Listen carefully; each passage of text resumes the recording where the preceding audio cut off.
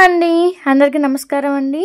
మనకి ఈ సంవత్సరం తొలి ఏకాదశి ఏ రోజు వచ్చిందో తెలుసుకుందామండి. ఏకాదశి తిథి ఎప్పటి నుంచి ఎప్పటి వరకు ఉంటుంది, పూజ ఏ సమయంలో చేసుకోవాలి, తొలి ఏకాదశి విశిష్టత ఏంటి, ఉపవాసం మనం ఎప్పుడు ఉండాలి, ఉపవాసం ఉన్న వాళ్ళు ఏ నియమాలు పాటించాలి, మనకి ఈరోజు దానం చేస్తే మంచిది అంటారండి. అది ఏ దానం చేస్తే మంచిదో కూడా మనం వీడియోలో తెలుసుకుందామండి. ఎక్కడ స్కిప్ చేయకుండా పూర్తి దాకా చూడండి, ఫుల్ ఇన్ఫర్మేషన్ వీడియో అయితే ఉంటుంది. ఏకాదశి ఆషాఢ మాసంలో వచ్చే శుక్లపక్షాన ఏకాదశిని తొలి ఏకాదశి అని అంటారండి. దీనినే శయన ఏకాదశి, పద్మ ఏకాదశి, పేలాల పండుగ అని కూడా పిలుస్తారు. ఇప్పటి వరకు ఉత్తర దిక్కున ప్రయాణించిన సూర్యుడు ఈ రోజు నుంచి మొదలు దక్షిణ దిక్కుగా ప్రయాణించడం వల్ల దీనినే దక్షిణాయనం అని కూడా పిలుస్తారండి. మనకి మొత్తం 24 ఏకాదశులు అయితే ఉంటాయండి. అందుట్లో పవిత్రమైన ఏకాదశిలో ఒకటిగా తొలి ఏకాదశినండి. ఆషాఢ మాసంలో శుక్లపక్షాన 11వ రోజులో వచ్చే ఏకాదశిని తొలి ఏకాదశిగా జరుపుకుంటామండి. మనం పురాణాల ప్రకారం పాల కదలిపై విశ్రాంతి తీసుకోవడానికి వెళ్ళి 4 నెలల తర్వాత కార్తీక మాసంలో వచ్చే ఏకాదశి నాడు విష్ణుమూర్తి నిద్రలో నుంచి వస్తారండి. మన తెలుగు వాళ్ళు అందరికీ తొలి ఏకాదశి అంటే చాలా పెద్ద పండుగ అండి. ఈ తొలి ఏకాదశి రోజు నుంచే పండగలు అనేది మొదలవుతాయి అన్నమాట. మొదటి పండుగ తొలి ఏకాదశితోనే మొదలవుతుంది. ఈ సంవత్సరం మనకి తొలి ఏకాదశి ఏ రోజు వచ్చిందో తెలుసుకుందామండి.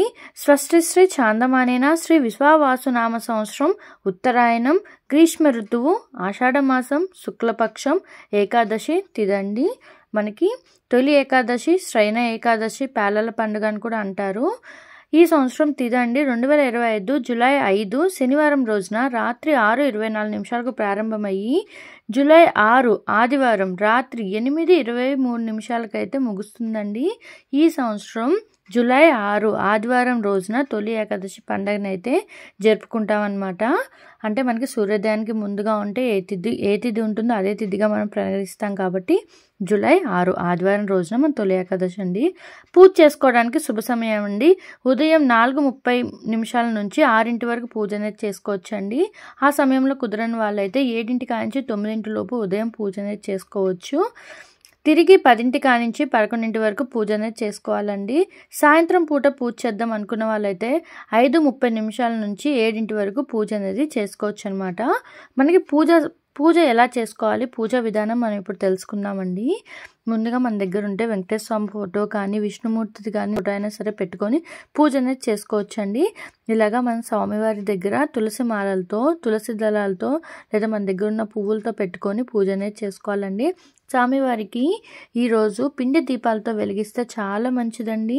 వరిపిండి అండి, అది బియ్యపు పిండిలో కొంచెం పాలు వేసి మనం ఇలాగా దీపారాధనలా చేసుకొని ఇక్కడ నేను 7 దీపాలు అయితే వెలిగించానండి. మీకు తోచినంత అంటే 3 కానీ 5 కానీ 7 కానీ వెలిగించుకోవచ్చండి. ఇలాగా నేను దీపారాధన చేసుకొని వాటికి చుట్టూ బొట్లు అనేది గోవిందనామాలు పెట్టుకొని అందులో కొద్దిగా ఆవు నెయ్యి వేసుకొని దీపం అనేది వెలిగించుకున్నానండి. ఏకాదశి రోజు ఇలాగా స్వామివారి ముందు పిండి దీపాలు వెలిగిస్తే చాలా మంచిదన్నమాట. మనం ఈరోజు స్వామివారికి నైవేద్యంగా అండి మనం పేలాల పిండి నైవేద్యంగా అయితే సమర్పిస్తాము. అది ఎలా చేయాలో కూడా ఇప్పుడు వీడియోలో చూపిస్తానండి. ఉపవాసం ఉన్న వాళ్ళైతే మనకి ఏకాదశి ముందు వచ్చే రాత్రి నుంచే ఏమి తినకుండా అంటే ద్రవపదాలు అంటే కొంచెం జ్యూస్ కానీ మజ్జిగ కానీ పాలు కానీ తీసుకొని ఆ రాత్రి నుంచి ఉపవాసం అనేది ఉంటారండి. పొద్దున కూడా మనము పాలు కానీ ఇలాగా జ్యూస్ కానీ తీసుకొని సాయంత్రం దాకా ఉండి తెల్లారి వచ్చే ఏకాదశి తర్వాత ద్వాదశి రోజు మన ఉపవాసం అనేది వదులుతారనమాట. అది కూడా మధ్యాహ్నం అండి. మధ్యాహ్నం భోజనం అనేది చేస్తారు ద్వాదశి రోజు. ఇలా అండి మనకి పేలాల పిండి అనమాట. ముందుగా నేను ఇక్కడ ప్రెషర్ కుక్కర్ తీసుకొని అందులో కొన్ని పేలాలు వేసానండి.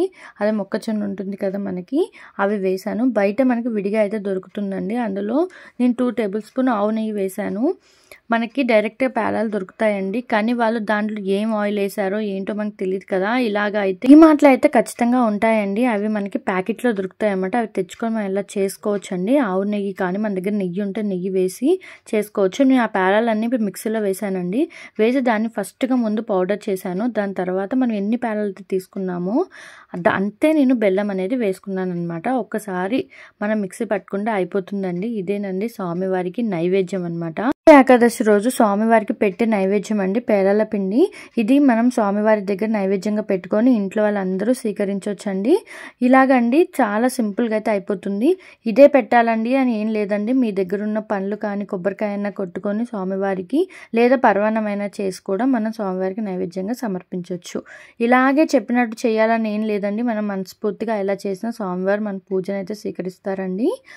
ఇదండి ఈరోజు వీడియో. మనము ఏకాదశి రోజు దానం అండి స్వామివారికి అంటే బ్రాహ్మణులకి మనం ఒక్క పూట భోజనానికి సరిపడవన్నీ అంటే కందిపప్పు కానీ బియ్యం కానీ మన దగ్గర ఉన్న కూరగాయలు కానీ స్వామివారికి ఇచ్చి మనం వాళ్ళ కాళ్ళకి నమస్కారం అనేది చేసుకోవాలన్నమాట. ఏకాదశి రోజు తొలి ఏకాదశి రోజు చేస్తే చాలా మంచిదండి. చూసారు కదండి వీడియో. స్వామివారికి పూజా విధానం, మనము పేలాల పిండి ఎలా తయారు చేసుకోవాలి, పిండి దీపాలు ఎలా పెట్టుకోవాలి, మనకి తిథి ఎప్పటి నుంచి ఎప్పటి వరకు ఉంది, ఉపవాసం ఎలా చేయాలి, స్వామివారికి ఏం దానం చేయాలి అని తెలుసుకున్నారు కదండి. ఇదండి ఈరోజు వీడియో. మీకు నచ్చిందని అనుకుంటున్నానండి. నచ్చితే లైక్ చేయండి, ప్లీజ్ సబ్స్క్రైబ్ చేసుకోండి. థ్యాంక్స్ ఫర్ వాచింగ్ అండి. ఒక లైక్ కూడా చేయండి. Thanks for watching.